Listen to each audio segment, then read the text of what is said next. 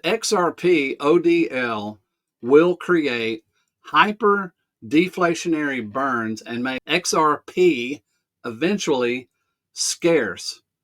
At the end of this video, you will understand that a $10,000 XRP is very possible. You're going to love the juicy middle, and you're going to love this content.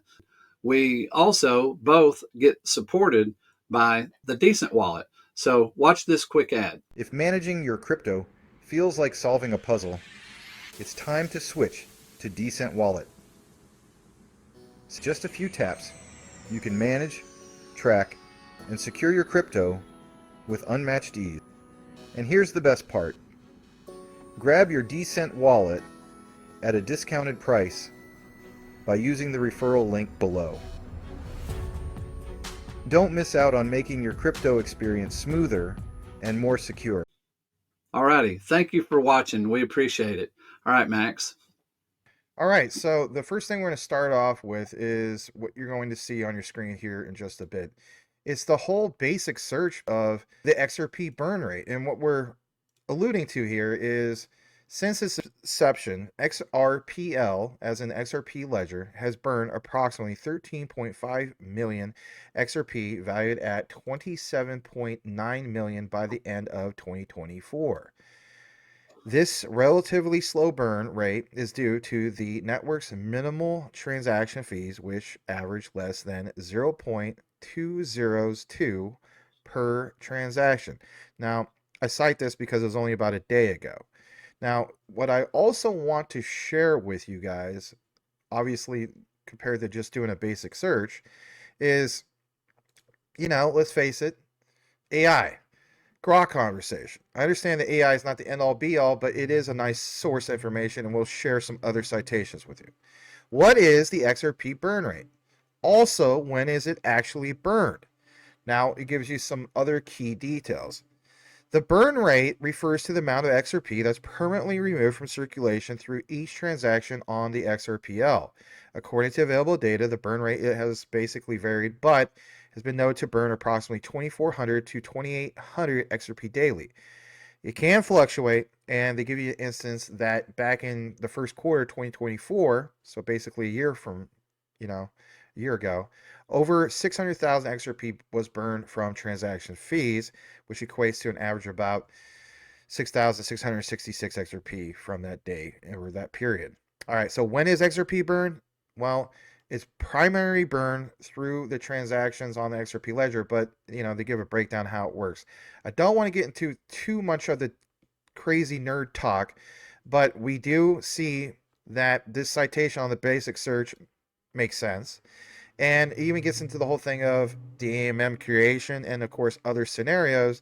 But my thing is this. When we see the topic of what is burned and how it's designed to be deflationary over time, it tells me, interesting. Well, how can we have this become hyper deflationary, if you will? And for me, as we get further into this, my answer is the whole thing of, on-demand liquidity, Ripple's original product, being turbocharged through regulatory clarity of having not just 3 banks, but thousands of banks basically doing burns, rapidly reducing that total supply instead of having the initial supply of 100 billion XRP. This is where I want Will to jump in and give his thoughts. All right. Well, let's take a look at an article that came out in October.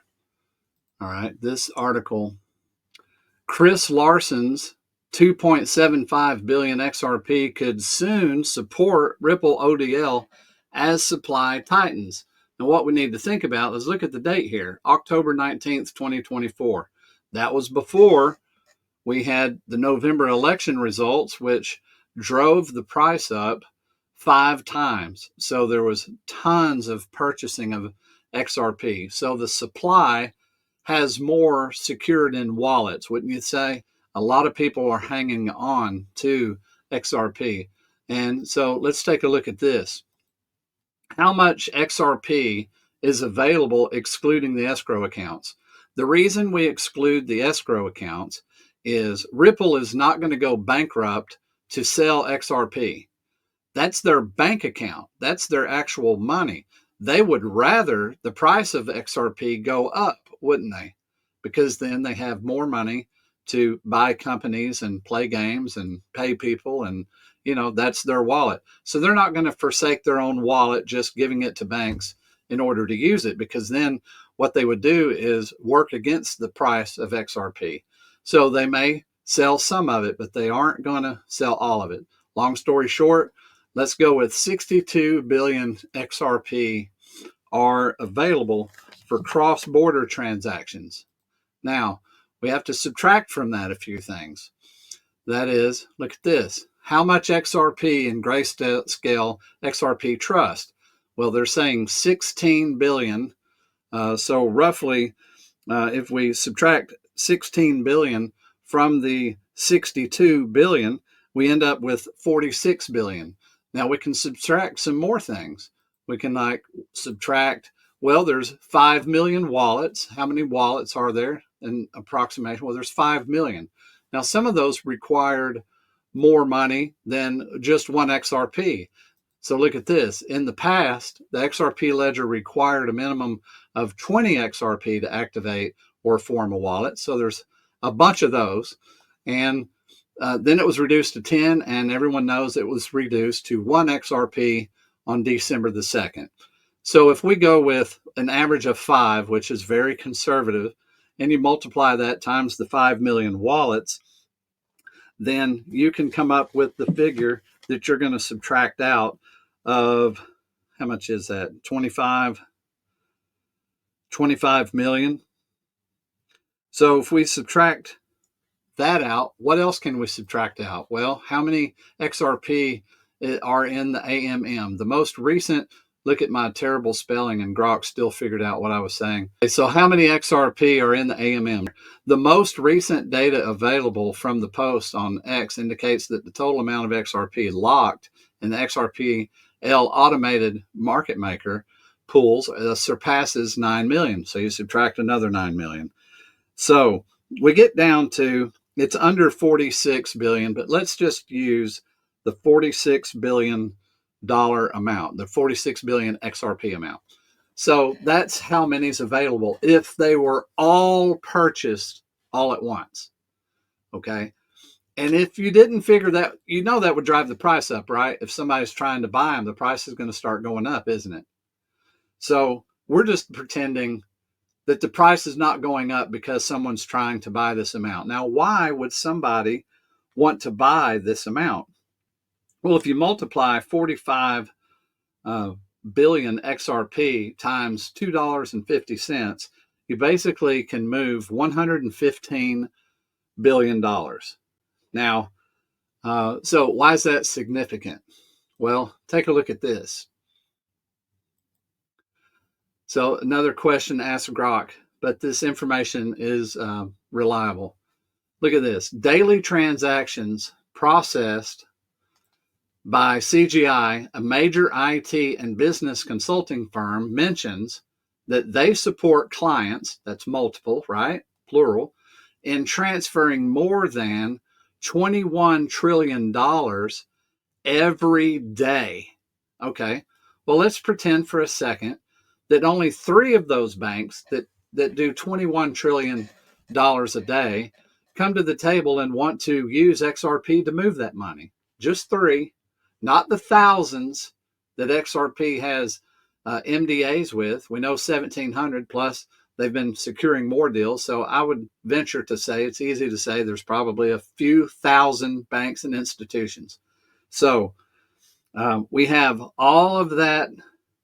So we're just going with 3 banks. If you multiply out 21, you get $63 trillion times $2.50 is $172 billion that would need to be moved every day. If you divide that figure by 365, then you end up with $172 billion a day that those 3 banks would need to move. However, we only have the ability to move $115 billion. So what happens? Well, if you divide that out again, just those three banks, what the price required would be $3.74. Now you haven't added in retail. You haven't added in the fact that you just spiked the purchase of XRP majorly. So we're leaving completely out of the scenario the retail market responding because of a bull spike. Okay. Now we just had a bull spike that added $2 to the price. That was just retail people mostly purchasing XRP, whales, and that included. So you have these three banks come to the table. There's not enough XRP to move the amount of money they need to move. Just three of them. How much XRP would be required at the current prices to move thousands of banks? Well, it would take a whole lot more than the available supply now. So what's the answer? The price has to go up.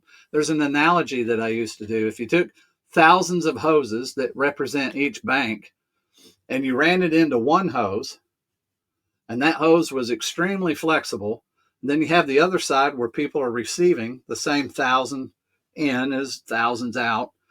Your center hose is extremely flexible. The size of that hose would represent the price of XRP. So when you turn on a few hoses, it's able to handle it. It can handle the volume. But as all of those banks get turned on, that hose is going to have to get as big as the volume of all of the banks doing their transactions daily. That's going to send the price up. I believe $10,000 is a small price. By the way, if you like this kind of content, go ahead and like and subscribe on our channels, because we love to keep you updated on some of this material. So what we're showing you here, what this shows me, it's not me showing you, it's just us putting together the information, that the information bears out that if three banks push the limit and drive the price to all-time highs, you answer the question, how many does thousands of banks push the price? Not to mention everything else we could add in. I mean, we haven't even taken away the ETFs. That's going to be billions of XRP taken out of the cross-border transaction pool to purchase. And just as an extra added note, the value of the AMM and the liquidity pools is going to become huge, which I believe will be the answer. So if you're thinking of an exit strategy, you can just earn money by sticking, as your XRP goes to the moon, you can put that in the AMM and it can be leased out and you just sit there and make a residual off of it. But anyway, that's what I have. It's what we've looked up. Max, what do you think about all that? Very well presented, great perspectives as usual. Will Fix does an excellent job of breaking it down, but just to pound it home a little bit more, we're going to share this with you on your screen for your own reference research. And it is from XRP Scan. If you've never seen this site before, I want to share it with you. As it comes up on your screen, you can go to xrpscan.com, and what you see here is basically, a little bit of what we were talking about. Top right area, emphasis of XRP burn, 13,367,225. That's all time. Now, some of you guys are going to point out, well, that's just, peanuts compared to the overall supply, right? But again, I want to point out this to you guys, because when you see some of these things, well, you literally see in real time what is being burned over and over and over in the amount of XRP. Now, that's tiny amounts, but back to what Will was talking about earlier in regards to specifically what? Well, when he was using the hose analogy, I don't have a hose handy, but the way I look at it with my back scratcher is this is the normal rail, if you will, or a hose. And what we see right now is the amounts of, let's face it, $2.50 per XRP. For the longest time, we saw basically 50 cents, and that was a figure that was used for quite a while. Well, all right, let's talk about on-demand liquidity. Ripple's original key highlighted product in their showcase. And the way I look at it is, yeah, we'll use the hose analogy, but let's use a snake. Snake goes out and bites into a big old gerbil, creates a big swelling, if you will, that is just inflating, getting bigger and bigger. So Will's analogy about the hose theory, well, again, if we're seeing these burns based off the prices of 250 per XRP and so on, again, what happens when it's not 3 banks, it's thousands of banks being turbocharged finally to use the original use case of Ripple XRP of on-demand liquidity. That is something I feel as though still doesn't get talked enough about, and people point out, price don't move much. There's not enough money in the world to move this thing. Listen, I get the perspectives, but imagine jumping out of XRP for the small money, the paper hand money. The real money is the smart money, and it hasn't been flipped of the switch yet because regulations aren't fully done. That clarity isn't here yet, but 2025 should be the big year in regards to that.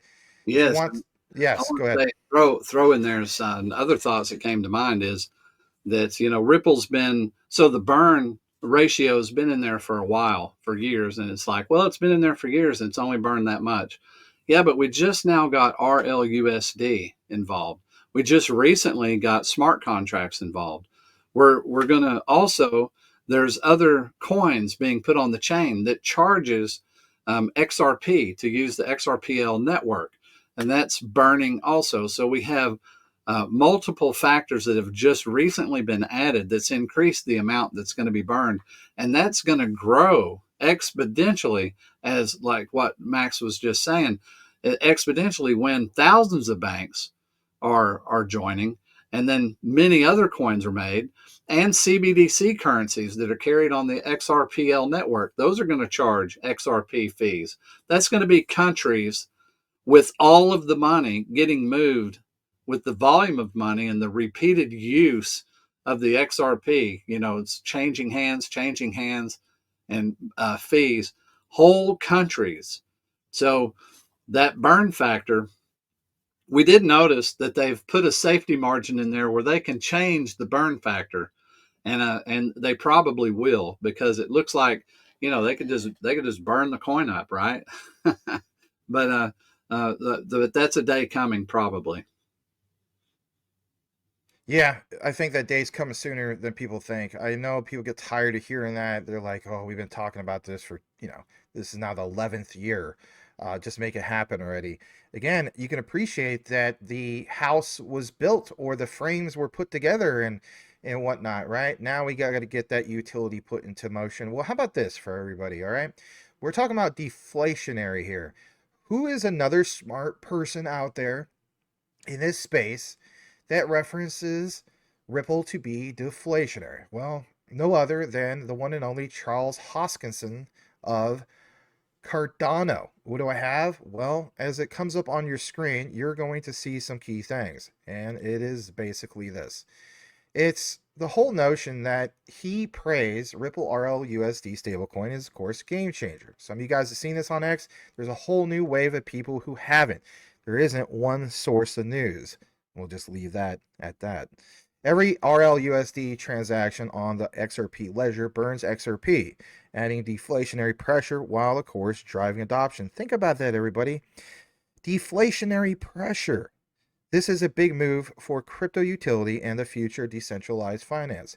Listen to this, 23 seconds from the one and only Charles Hoskinson, and then we'll be right back. Here we go. There were some technical discussions and some business discussions, and we also wish them well on RLUSD. That's a major win for the XRP ecosystem. I really want RLUSD not only to succeed on XRP, but I'd like to see it become a multi-chain asset, go across the entire ecosystem, and it'd be a lot of fun to see if we can bring it to Cardano. So that was another part of the discussion. Let's do some real talk real quick. Think about the perspective.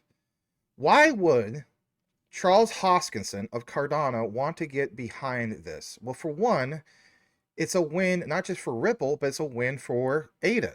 It's a win for IOTA. It's a win for all these ISOs. It's a win for America moving forward. People say, well, how so? I don't get that. Think about it. Don't overthink about it. Tether was a big win for Bitcoin. Brought in a lot of liquidity. How many different altcoins are tied to Tether? Thousands.